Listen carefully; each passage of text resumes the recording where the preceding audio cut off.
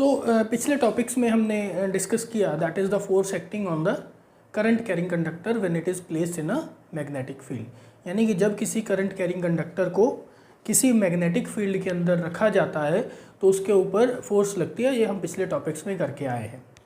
तो उसी के बेस पर हमने जो डिवाइसेस स्टडी किए that was electric motor, that whenever current is passed through an motor due to that magnetic force it starts rotating. मतलब इलेक्ट्रिकल एनर्जी जो है वो मैकेनिकल एनर्जी में कन्वर्ट हो जाती है। या शॉर्ट में ये कहें कि एक मैग्नेटिक फील्ड के अंदर रखी हुई कॉइल में जब करंट पास होगा तो वो मूव करना शुरू करती है। तो इसका उल्टा भी तो सही होना चाहिए। मतलब जब एक कॉइल को मैग्नेटिक फील्ड के अंदर मूव कराया जाए तो उसमें करंट भी फ्लो होना चाहिए, या फिर एक मैग्नेट को किसी कॉइल के अराउंड मूव कराया जाए तब भी उसमें करंट जो है प्रोड्यूस होना चाहिए। सो यही हमारा आज का टॉपिक है, that is electromagnetic induction.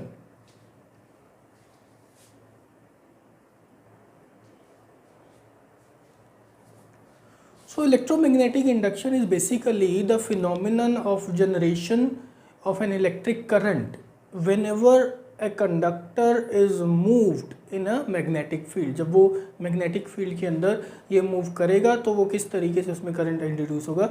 And it was firstly introduced by Michael Faraday। उन्होंने कुछ एक्सपेरिमेंट्स किए। सबसे पहले हम उन एक्सपेरिमेंट्स के बारे में डिस्कस करते हैं कि किस बेस पर उन्होंने ये कंक्लूजन निकाला, and then we will discuss about the outcome of those experiments and the Faraday's laws। So let's see. First of all we have Faraday's experiment।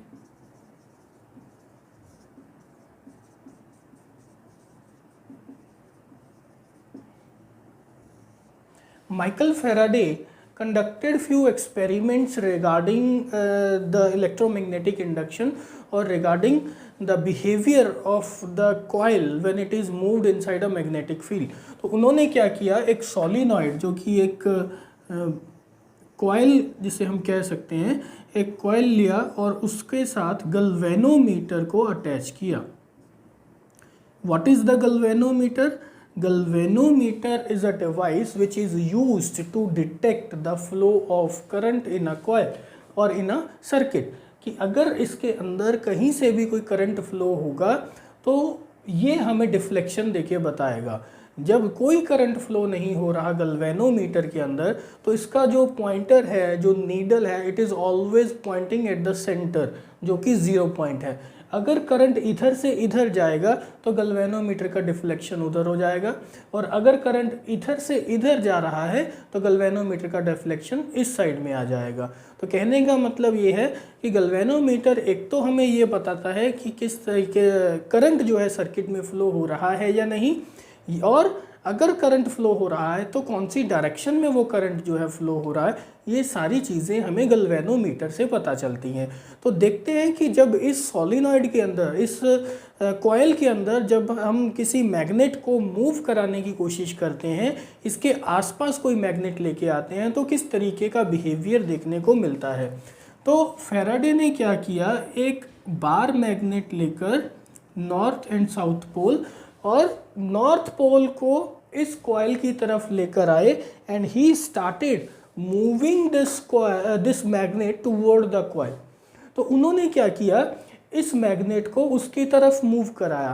तो what he was observing that whenever the magnet was moving toward this coil there was an induced current, there was a current which is being flown in this coil, and the galvanometer showed me some deflection। Galvanometer ने कुछ deflection हमें show किया। तो ये simply अगर मैं इसको कहूँ तो हम किस तरीके से इसे कहेंगे, that coil is moving in this direction. जब कॉइल इधर मूव कर रही थी विद सम वेलोसिटी, तब यहाँ पर हमारे पास कुछ डिफ्लेक्शन आई। उसके बाद जब इसी मैग्नेट को बाहर की तरफ मूव कराया गया, ये पहले मैग्नेट जा रहा था अंदर की तरफ, अभी इसको जैसे ही बाहर लेके आएंगे तब भी हमारे पास करंट जो है प्रोड्यूस हुआ, तब भी करंट की जो ऑब्जर्वेशन थी वो देखी गई, गैल्वेनोमीटर में डिफ्लेक्शन आई, लेकिन इन द ऑपोजिट डायरेक्शन। यानी कि नॉर्थ पोल को जब उसके पास लेकर गए तो किसी और डायरेक्शन में आ रहा था वो करंट, जैसे ही उसको नॉर्थ पोल को बाहर की तरफ लेकर आए तो डायरेक्शन उसके ऑपोजिट डायरेक्शन में आ रहा था, जो डिफ्लेक्शन था उसके ऑपोजिट डायरेक्शन में था। इसका मतलब ये हुआ कि जब नॉर्थ पोल उसके करीब गया तो एक डायरेक्शन बनी करंट की, और जब नॉर्थ पोल उससे दूर आया तो वो ऑपोजिट डायरेक्शन में करंट आया, यानी कि रिवर्स मैकेनिज्म हुआ। ऐसे ही जब इसी सेटअप को रिपीट किया गया, और रिपीटेशन में हमने क्या किया, सेम वही कॉइल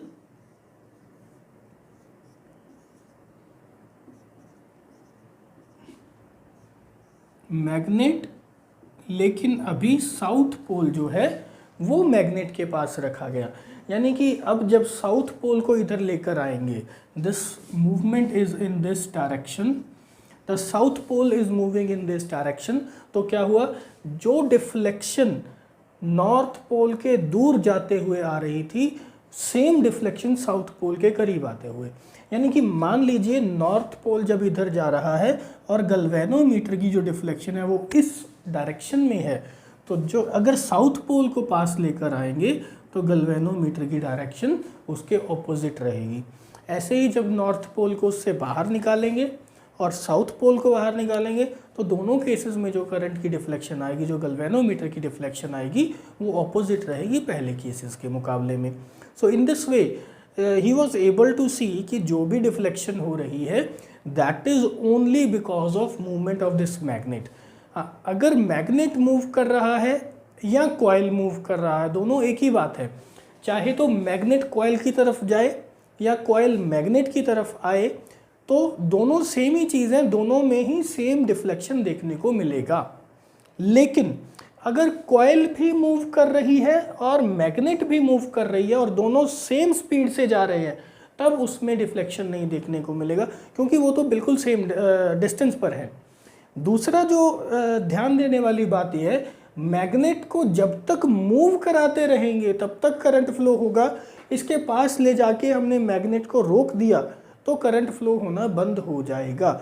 यानी कि जब तक मूवमेंट है तब तक करंट है, जैसे ही मूवमेंट रुका तो करंट रुक जाएगा। ऐसा नहीं है कि मैग्नेट पास ले आए तो करंट फ्लो होना चालू होता रहेगा।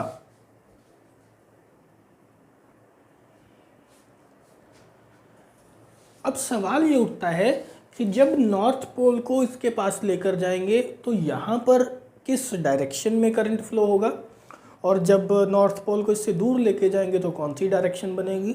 तो हम एक बार दोबारा रिकॉल करते हैं हमारा सोलिनॉइड वाला कॉन्सेप्ट।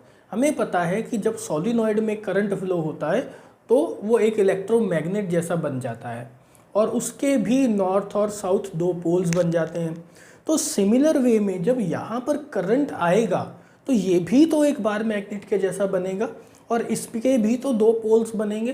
तो ये समझिए कि जब इसके पास नॉर्थ पोल इसके करीब जा रहा है तो इसमें जो करंट इंड्यूस होगा वो कुछ इस तरीके से होगा कि यहाँ पर भी नॉर्थ पोल बन जाए, और ये जो कॉइल है इसको मैग्नेट को अपने पास आने से रोकने की कोशिश करेगा, क्योंकि यहाँ पर भी नॉर्थ आ गया है, यहाँ पर भी नॉर्थ है, तो वो उसको रिपेल करने की कोशिश करेगा। यानी कि कॉइल अपने अंदर अपने आप इस तरीके का करंट इंड्यूस करता है कि इस कॉइल को अपने पास आने से रोकने की कोशिश करी जाए। और जब नॉर्थ को इससे दूर लेकर जा रहे हैं, यानी कि इस मैग्नेट को बाहर लेकर आ रहे हैं, तो इस कॉइल में जो करंट इंड्यूस होगा that will be the south pole. तब यहाँ पर साउथ पोल बन जाएगा ऑपोजिट डायरेक्शन में। ऐसा क्यों?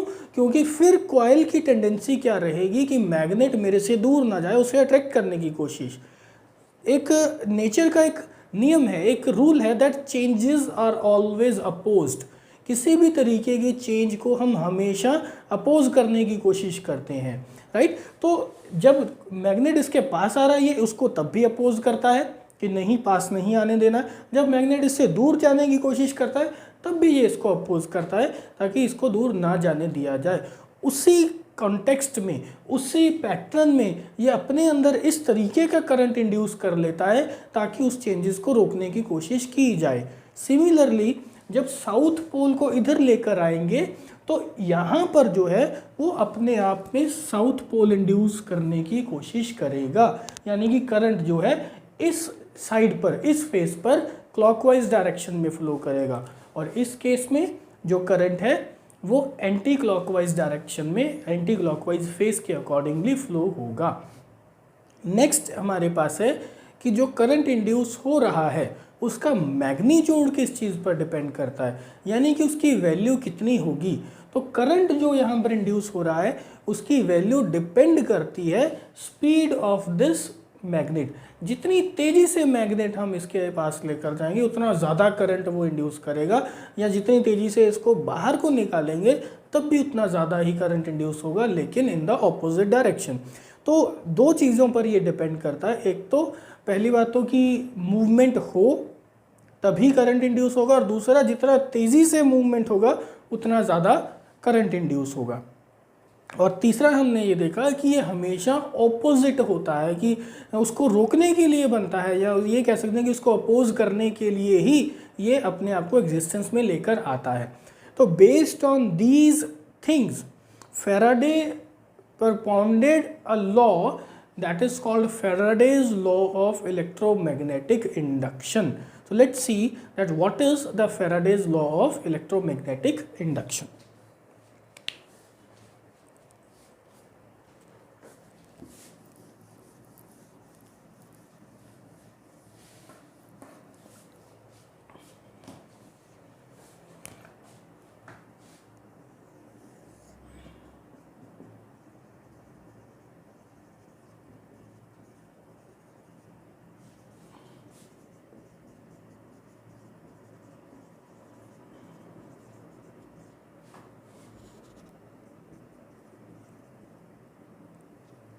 Electromagnetic induction.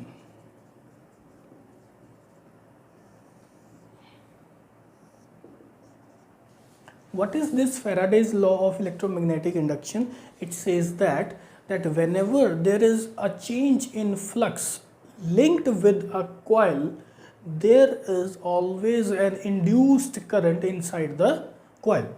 So means we can say that कि जब भी किसी कॉइल के अंदर जो मैग्नेटिक फ्लक्स है वो चेंज होगा। मैग्नेटिक फ्लक्स का मतलब क्या होता है कि number of magnetic lines passing through that coil, that particular coil. So we can say that whenever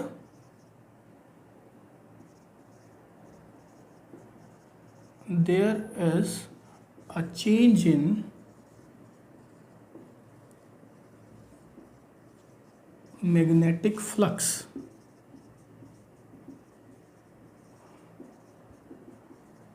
linked with a coil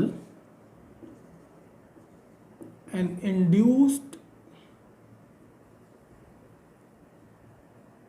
and a current is induced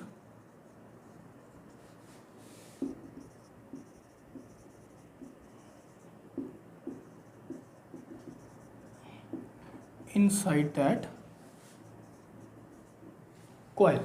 क्या मतलब है इसका इंड्यूस्ड करंट का या मैग्नेटिक फ्लक्स का?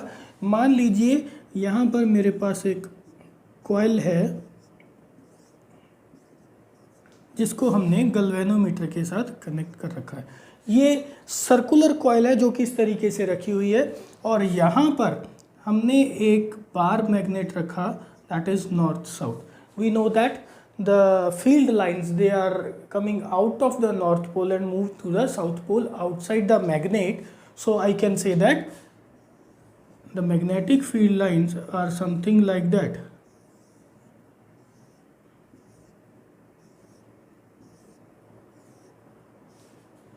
So here you can see the magnetic field lines crossing or passing through this coil. There are 4 field lines. 4 lines ऐसी हैं जो इसके अंदर में से क्रॉस हो रही हैं। जैसे ही मैग्नेट को पास लेकर आएंगे तो क्या होगा, ये 2 लाइंस और एंटर हो जाएंगी, ये 2 लाइंस और एंटर हो जाएंगी, और पास लाएंगे ये 2 लाइंस और एंटर हो जाएंगी। मतलब ये हुआ कि the magnetic field lines that are crossing through a particular area is called magnetic flux. तो अभी जो मैग्नेटिक फ्लक्स है वो कम है, जैसे ही हम इसको पास लेकर आएंगे मैग्नेटिक फ्लक्स बढ़ना चालू हो जाएगा। मतलब ये कि मैग्नेटिक फ्लक्स में कोई चेंज हो रहा है। इसी तरीके से इफ़ आई से कि इसको मैं दूर ले जाता हूँ तो क्या होगा, मैग्नेटिक फ्लक्स कम होना शुरू हो जाएगा, यानी कि मैग्नेटिक फ्लक्स में फिर से कोई ना कोई चेंज ज़रूर है। तो आई कैन सिंपली से दैट कि जब भी मैग्नेटिक फ्लक्स में किसी किस्म का कोई चेंज होगा, चाहे वो बढ़ रहा है चाहे वो कम हो रहा है, चेंज होना ज़रूरी है।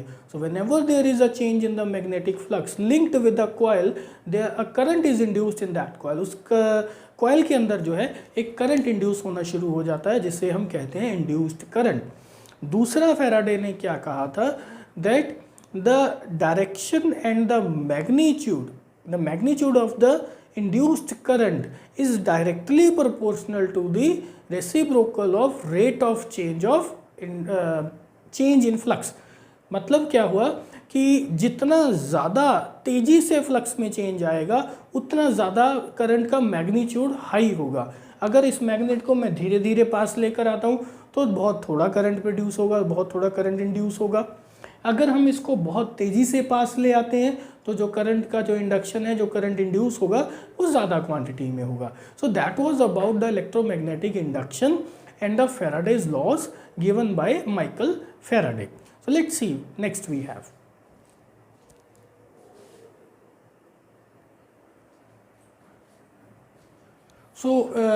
we just saw about the Faraday's law of electromagnetic induction. Now we need to know about the direction of the current, the induced current, when there is a movement of a conductor inside the coil। मतलब जब कोई conductor coil के अंदर जब वो move करेगा तब उसके अंदर जो करंट इंड्यूस होगा उसकी डायरेक्शन क्या होगी। So simply I want to say that the direction of the current which is induced is given by Fleming's right hand rule. पहले हमने किया था फ्लेमिंग्स लेफ्ट हैंड रूल, उसमें हमने ये देखा कि जब करंट फ्लो करेगा कंडक्टर के अंदर, उसको मैग्नेटिक फील्ड के अंदर रखा हुआ है तो उस पर फोर्स किस डायरेक्शन में लगेगी। तो अभी हम ये देखते हैं कि इसके अंदर जो अगर फोर्स लग रही है, अगर मूवमेंट हो रहा है तो करंट जो प्रोड्यूस होगा, जो इंड्यूस होगा, उसकी डायरेक्शन क्या होगी। So that direction is given by Fleming's right hand rule. जैसे हमने लेफ्ट हैंड रूल के टाइम पर अपनी तीनों फिंगर स्ट्रेच करी थी, उसी तरीके से हम ये करेंगे that stretch the 3 fingers of your right hand in a mutually perpendicular direction. तो देखते हैं किस तरीके से हमारे पास ये आता है। So first of all I would like to say that यहाँ पर हमारे पास एक नॉर्थ साउथ मैग्नेट है and the direction of magnetic field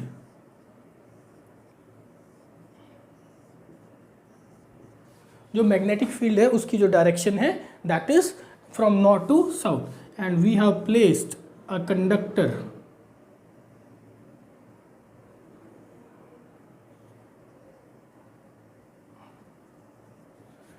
inside this simply we can say magnetic field. Now what we are going to do is we are just simply allowing this conductor to move either inward or outward। या तो ये conductor बाहर की तरफ move करेगा या फिर ये कंडक्टर अंदर की तरफ मूव करेगा, यानी कि ये परपेंडिकुलर डायरेक्शन में अगर हम इसकी मूवमेंट कराते हैं then what kind of changes we observe in the flow of current. अभी इसके अंदर किसी किस्म का कोई करंट नहीं जा रहा है, तो मैं क्या करता हूँ, मैं इसके साथ एक गल्वेनोमीटर जो है वो अटैच कर देता हूँ। So I can say here we have connected a galvanometer. अभी हम ये देखते हैं कि अगर ये कंडक्टर बाहर की तरफ आएगा, ऊपर की तरफ मूव करेगा तो उसमें करंट कैसा प्रोड्यूस होगा, और अगर ये अंदर की तरफ जाएगा तो इसमें कैसा प्रोड्यूस होगा। तो सिंपल सी बात है, हम यहाँ पर अप्लाई करेंगे Fleming's right hand rule. So the first finger that this finger represents the direction of field, this thumb represents the direction of movement, so this central finger this will give me the direction of induced current। तो चलिए देखते हैं कि अगर ये बाहर की तरफ आता है, देखिए फील्ड यहाँ पर है, फील्ड जब यहाँ पर लगा है इस डायरेक्शन में और जो मूवमेंट है वो बाहर की तरफ है, तो करंट की डायरेक्शन जो होगी वो अपवर्ड डायरेक्शन में होगा। मीन्स कि अगर इसके अंदर जो ये जो कंडक्टर हमने रखा है, जब ये बाहर की तरफ मूव करेगा, जब ये आउटवर्ड डायरेक्शन में आएगा, तब इसके अंदर जो करंट है वो अपवर्ड डायरेक्शन में जाएगा, और अगर ये अंदर की तरफ मूव कर रहा है तो इसके अंदर जो करंट है that is going to be in the downward direction. This direction of induced current is given by Fleming's right hand rule. So let's see what is a Fleming's right hand rule exactly.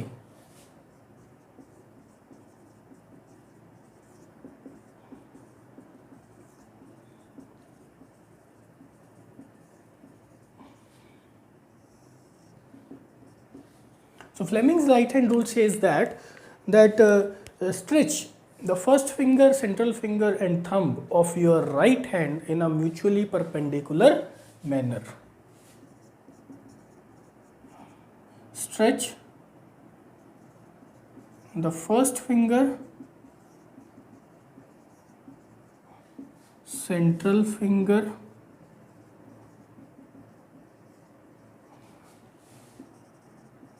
and thumb of your right hand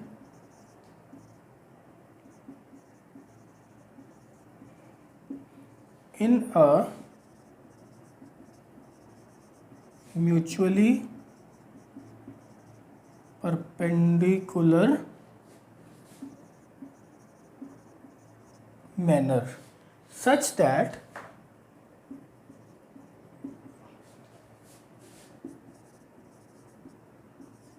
first finger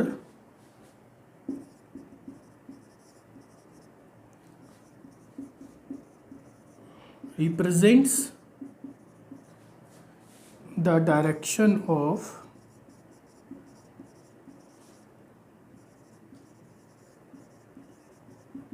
magnetic field and thumb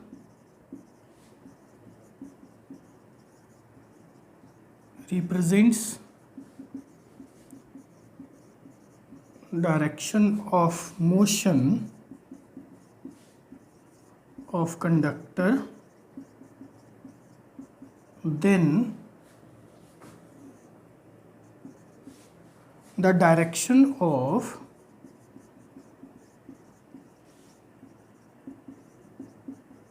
induced current will be given by central finger. This is all about the Fleming's right hand rule. First finger, central finger and thumb. So that was all about the electromagnetic induction. आगे हम देखेंगे the application of this electromagnetic induction.